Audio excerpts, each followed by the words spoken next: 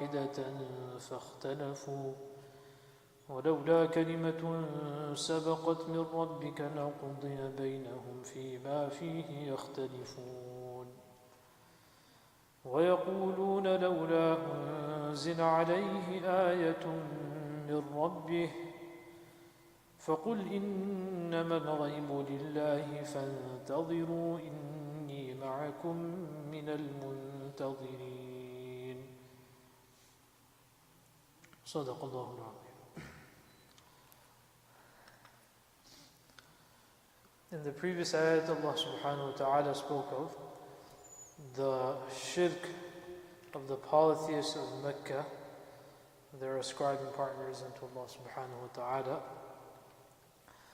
What happens sometimes is that because a person is in a certain context, then they start thinking this was always the context. This was always the case. Because that's where they were born into, what they saw, perhaps their father as well, perhaps their grandfather as well. So they start thinking that this is how it always was, and this is how it's supposed to be. Because a person's society and what's around them, what they grow up in, that's a very powerful catalyst in developing a person's nature, their philosophy, their thinking, their mentality, even their physiology. Even the physical, the person's context makes a person. So the Quran Kareem is breaking this notion that if your reason for not believing is that because this is how it always was, then even that's wrong. Even though that's not an argument, that you say that I'm going to do something because it was always like this. But let's say hypothetically that was your thinking, that because it was always like this, so now for you to move from what your father, grandfather, forefathers were upon, that this is something very difficult for you. But if you go a little beyond that, behind them, more back, then you'll see that that was not the case. Right? So the Quran Kareem says that وَمَا كَانَ النَّاسُ إِلَّا أُمَّةً وَاحِدًا فَاخْتَلَفُوا. That humanity as a race, as a people, as humanity in general, as a genus, they were all one ummah. Ummah al-wahida, yani upon iman. So here Mufassirun, some say that from Adam salam, yani until Nuh salam. Some say until the time of Idris salam. Others say after the flood of Nuh, and Nas you're referring to, after the flood of Nuh, then everyone accepted iman until the next person who once again started shirk. Others say this is from Ibrahim salam's time, yani obviously after his father Azza, etc. When those that accepted iman, Ismail, and then in Mecca, after that there was iman, and then the next person who once again reintroduced shirk, that until that period. So whatever that period is, meaning definitely there was never a case where there was always shirk, that there was always kufr, that this has always been the case. That's not true. So the Quran Kareem is saying the opposite, that in fact the default is the tawheed of Allah subhanahu wa ta'ala. Right? And that, the question of the existence of Allah subhanahu wa ta'ala, that's definitely the case. Even mushrikun would say that an Allah exists, the most mighty, Allah is the most mighty. They also believe that, except they would ascribe partners.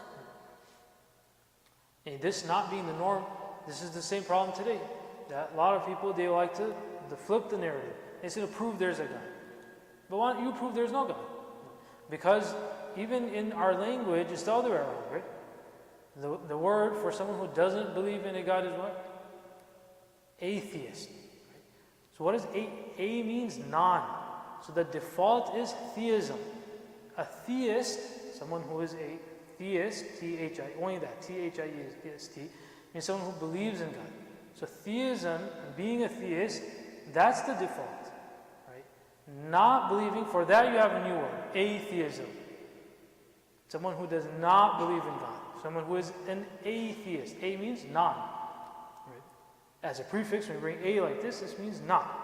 So even in your language, it's the other way around.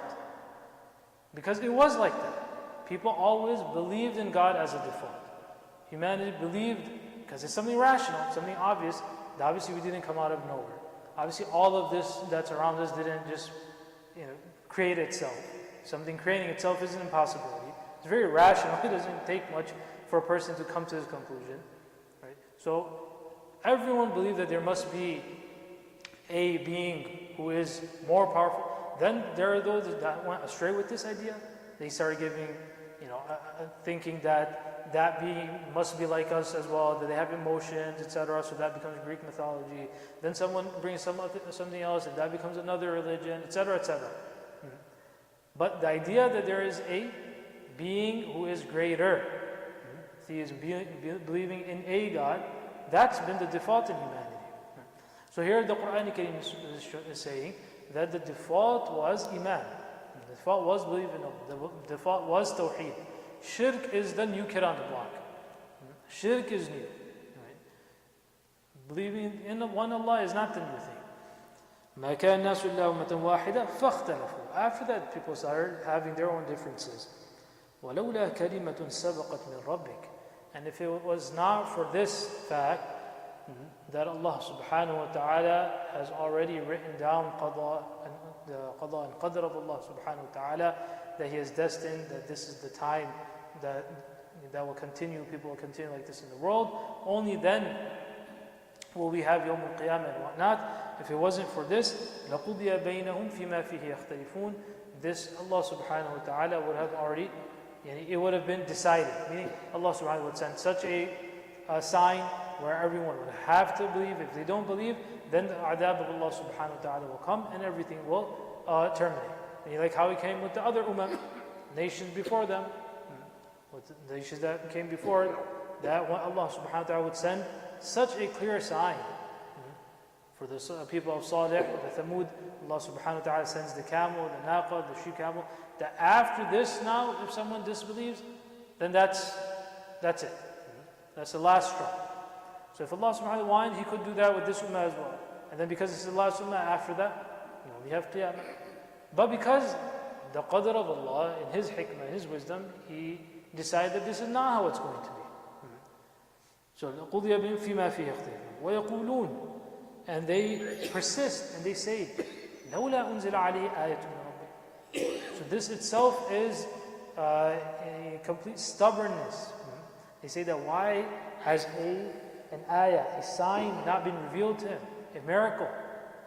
So firstly, that's wrong at so many levels. One, the Quran, which you hear, which you see, which you understand, and you understand for it to be a miracle, is that not a miracle?